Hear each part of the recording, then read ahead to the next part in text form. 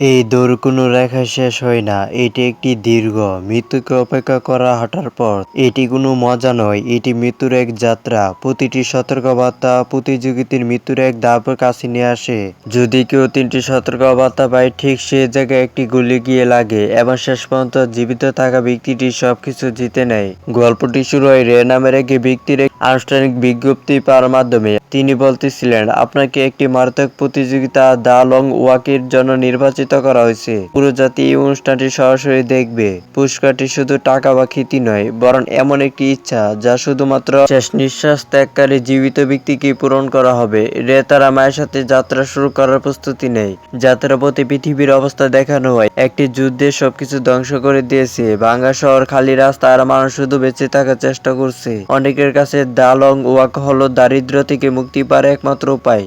কিন্তু প্রতি বছর মাত্র 50 জন যুবককে বেছে নেওয়া হয়। রের মা চোখের জল নিয়ে বললেন, বাবা ওইখানে যেও না, ওইখান থেকে কেউ জীবিত ফেরে না। কিন্তু রে শুধু বলে, মা আমাকে এটা করতে হবে। বিদায় জানানোর জন্য যখন সে তার মাকে জড়িয়ে ধরে, তার হাতটা আরো শক্ত হয়ে আসে, যেন তাকে ছেড়ে যাওয়াটা একটা পাপ। রে ফিরে আসার প্রতিশ্রুতি দিয়ে চলে যায়। কিছুক্ষণ পর রের সাথে আরেকজন প্রতিযোগী পিটারের সাথে দেখা হয়। তাদের মধ্যে একটি বন্ধন তৈরি হয়। ধীরে ধীরে তারা একটি ছোট দল গঠন করে। হ্যাক্স, যে কিনা বেকার, স্টিভেন্স এবং সবচেয়ে কম বয়সী প্রতিযোগী কার্লি। তারপর মঞ্চে আসেন দ্য মেজর, দ্য লং ওয়ার্কের মূল পরিকল্পনাকারী। মুখে হাসি কিন্তু চোখে শীতল শৃঙ্খলা। তিনি একে একে প্রতিযোগীদের নাম ধরে ডাকেন। প্রত্যেকটি ছেলে লাইন থেকে বেরিয়ে আসে। সে পদকের ট্র্যাকটি নিয়ে চুপচাপ নিজের আসনে ফিরে যায়। যখন 50 জনকে গণনা করা হয়, মেজর বলেন যে দেশটি এখনো যুদ্ধের ক্ষত থেকে সেরে ওঠেনি।